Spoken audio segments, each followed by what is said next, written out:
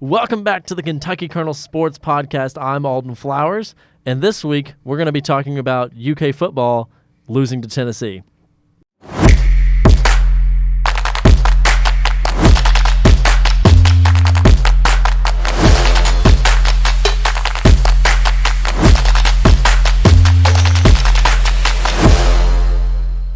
To the Kentucky Kernel Sports Podcast. I'm Alden Flowers, and I'm joined by two returning guests and someone new. Introduce yourself, guys. I'm Ainsley Sowers. My name's Sarah Gibson. And I'm Parker Scott. Well, Kentucky lost again. This is 3 in a row now. What is happening with this Kentucky team? Why is Kentucky failing to execute in the big games, especially a game like Tennessee? I think it was the defense. I mean, the offense actually was really solid. Devin Leary had a really solid performance compared to most of the rest of the season, but it was definitely a winnable game that I feel like was kind of thrown away by the defense, failing to stop big plays by a really explosive Tennessee offense. They converted 6 out of 13 third downs, which stood out to me because you can't allow really good teams like that to convert on third down so much. You got to be able to stop them and get the ball back. And I mean, obviously the offense wasn't perfect either, but I think mainly the failing to make the big stops was the reason behind Kentucky coming up short. Yeah, I agree with you on that. For the first time this season, for me at least, I think the narrative around Kentucky football was switched. I have been disappointed in Lear's performance all season. Thought that he was below average in terms of SEC quarterbacks, and especially with his completion percentage, and that the defense was really carrying us through the games, especially like in the Vanderbilt game with the pick sixes, and in the Florida game, the defense really helped put points up on the board for us. This week, I think that narrative was flipped. The defense let Devin Leary down. They had an opportunity to go out there and get a stop and put the ball back in his hands at the end of the game, and they did not succeed in that. I agree. I think Leary did really well this game versus how he's been in the past. He passed a season high with 372 yards and a pair of touchdowns, which was really well for his performance. Yeah, I definitely agree on the fact that the defense really let UK down this week. And it felt, I'm looking at the stats now, Wright only has 11 carries for 120 yards. It felt like he had the ball every play. And it felt like it was 10 yards easily every play. Mm-hmm. And I think an underrated rusher for them was Dylan Sampson. He killed it at the end of the game. He was breaking tackles left and right, and I was really impressed with him for Tennessee. So in terms of the overall performance, although the score didn't come out on top, I do not think it was a bad game at all. I think it was definitely an improvement, especially considering it was a tough conference opponent. I think it was an improvement from the previous few games because, I mean, the Cats only had 4 penalties in the whole game. Like we were talking about in the Georgia game, the team looked undisciplined, and the team's definitely improving on that. And, I mean, talk about Leary's performance. He completed 72% of his passes this time. That's way better than he's done all season. And the receivers were making catches that they previously weren't making. And I don't know. I think this game the offense played really well, and I think it should be a good sign for the future on the way the team played, even though it resulted in a loss. As well as the offense played this week, UK was really missing the run game. You've got Ray Davis, who was coming into this game was number 1 in the SEC in rushing yards, averaging 6.5 yards a carry. He goes out 16 carries, 42 yards on 2.6 yards per carry. That's not going to win you a game in the SEC, and we saw it. UK has no run game against Tennessee, and they dropped 1 by 6. I feel like teams have just figured out how to stop Ray Davis because, like you saw at the beginning of the season, he was super powerful in his runs, and he did extremely well against Vanderbilt and especially at Florida. And then from Florida to Georgia, like the performance was just declined so much, and it makes me think that teams have really begun to watch out for that and can stop him more easily.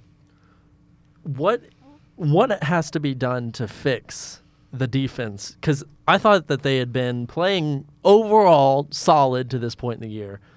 What has to be done now? Because everything that Tennessee did to us, Alabama saw it, and they're going to do it. So how does the team come back and really improve over the next couple of weeks?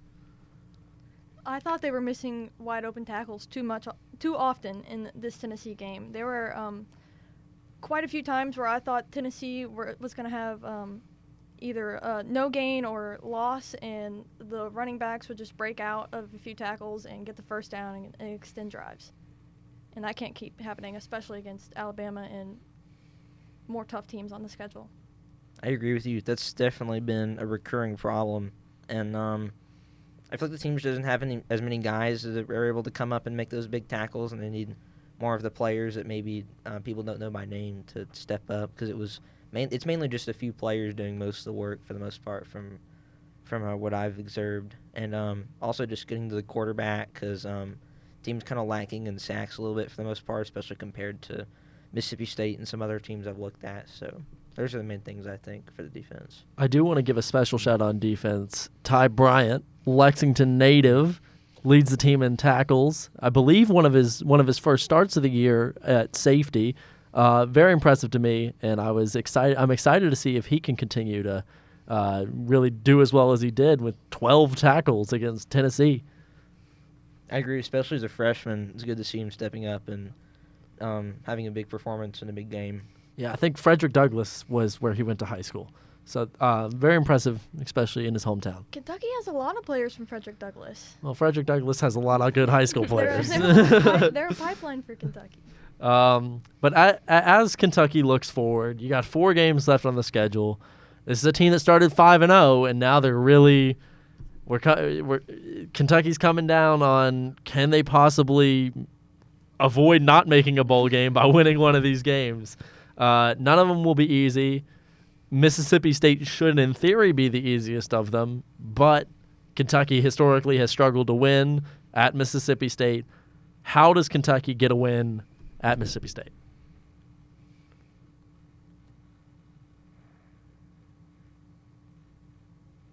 Well, not winning there. I'm waiting for someone else to take it. Not winning there since 2008 is a big deal. It's been a long time since Kentucky football has taken a win in Mississippi State. Since the iPad was invented, I believe, actually. Oh, wow. The iPad has been around longer since Kentucky has beat Mississippi State in Mississippi State. For me, I'm ready to see the offense click on, like the rushing game and the passing game click at the same time. I feel like we have yet this season to see the receivers and Devin Leary have the game like they had against Tennessee, and Ray Davis have a Ray Davis game at the same time. I feel like the offense is always one-sided, and I'm ready for the offense to click and fire on all cylinders. That's definitely true. One of the things I noticed is that against Tennessee, the defense held the Vols to 228 passing yards, which is not a lot, especially for a quarterback like Joe Milton that's been thrown around as a Heisman favorite by some people. Mississippi State is only averaging 197.8 passing yards per game. So the pass defense needs to keep doing what they've been doing to have a good performance. The rush defense is not quite as strong, however. They allowed quite a bit of yards, 253 against Tennessee. Mississippi State's dealing with a couple injuries right now on offense. Will Rogers, who's their starting quarterback, was out last week. I wasn't able to find if he or Jaquavius Marks, their starting running back, are going to play. That definitely impacted them against Auburn, it felt like. They lost 27-13. I don't know where I was going with that. But, feels like Will Rogers has been there forever. That's true, yeah. Mike White, who's the backup quarterback, is actually a Vanderbilt transfer. He seemed to struggle a little bit against Auburn, so if UK's defense can get to him, then hopefully they'll hold him to not as many points. Yeah. Little bit of a reunitement there between Ray Davis and Mike White. Yeah, definitely, Yeah. for sure. They played together at Vanderbilt, so. Well, State has only beat one SEC team, right? Arkansas? Yes. Mhm. And they've lost to 4. The Arkansas game was 7-3, so it's a bit of a Reach. No, UK's only beat 2 SEC teams. So. Yeah, 3 of them on the SEC. I think this game is super winnable. I'm interested to see what UK can do, because if UK can come out and really dominate Mississippi State, which you never really know what team you're going to get when it comes to running out of the tunnel. I'm not opposed to the idea that UK keeps it close or even beats Alabama. And then moving forward, South Carolina should be easier. And then you're looking at 9-3 or 8-4 on the year. This team could go anywhere from 5-7 on the year to 9-3, and it seems like there's so much variability, and I don't know what the solution to making it more of a consistent football team is. I definitely agree with you. The fact that the game is winnable. I mean, Mississippi State does not have either a top caliber offense or defense. So if the offense, like you said, is able to click and play like it has been, and if the defense steps up, they can definitely win the game. And it's definitely a must-win game, because I feel like if Kentucky is not able to come out on top of this game, we should start considering to ask the question if the team will end up being bowl eligible. I mean, if they can't win games like this, then not sure how the rest of them are going to go. So it definitely is a must-win. I 100% agree. I think if Kentucky can't beat Mississippi State, the only win left on their schedule will be South Carolina. Yeah. For sure. Louisville's doing really good this year, too, so it's not... I think for the first time in 5 years, Kentucky's going to lose the Governor's Cup. Oh, don't say that. Yeah. I mean, as much as I hate to agree with you there, that game just feels insurmountable. And I say that knowing that Louisville lost to Pittsburgh. Yeah. So Louisville's dealing with the same little bit of thing that Kentucky is, where there's not a lot of consistency. They can go beat a top 10 team in Notre Dame, or they can lose to Pittsburgh, who had one FBS win in a year. Hey, they've rebounded this week. They did. So it's all about variability in the state of Kentucky for football, and I think you're completely right. South Carolina should, in theory, be the next win on the schedule, but that's not an easy place to play. No, it's not. And head coach Shane Beamer does not like the Cats even a little bit. As we kind of move on in the show, I wanted to give some spotlight to women's soccer. I think they played in the SEC tournament today. What happened? So they've been in Pensacola, Florida for the last few days for the SEC tournament. The first game was against LSU. They won in PKs, 4-2. That brought them to today, where they played the number 2 Georgia Bulldogs at 1 o'clock. Heading into halftime, UK was up 1-0 off of a PK from Ulfesdotter. But at the end of the day, when the final whistle was blown, Kentucky did lose 2-1. So they are now out of the SEC tournament. We do not know if they will make the national tournament. There is a possibility, which would be really cool to see. But it was a pretty good season so far not so far. It was a pretty good season for Kentucky women's soccer. They really surprised most of the collegiate soccer world by just being as successful as they were. Heading into the season, a lot of people kind of viewed it as a rebuilding season for the team. And they were able to string together multiple wins. They upset number 9 Alabama at one point. That's when they really started getting national attention. That's when they got ranked number 18. So just watching them be so successful this season was really cool to see. Yeah, they closed the non-conference season undefeated. I think it was one of the first times ever they've gone undefeated in the non-conference season. And then Jordan Rhodes, all of a sudden, against a top 10 team in the country, she scores 2 goals and breaks the all-time scoring record. And then everything seems to be going right. They're stringing wins together. It was something that was completely unexpected on campus, and I thought it was really fun to watch from an outsider's perspective on the UK women's soccer team this year. Yeah, they were littered with talent. Jordan Rhodes, obviously, she's going to go down as a Kentucky women's soccer legend. They got a lot of young talent, too, though, like Tanner Strickland. She's a freshman who's been getting a lot of playing time under Troy Fabiano, which is not very common, especially with somebody who builds his team off of the transfer portal, I feel like, over the last few years. So it's been really cool to watch her success and watch her vision build as she gets more comfortable playing college soccer. And I'm excited to see how she progresses over her time in career at UK.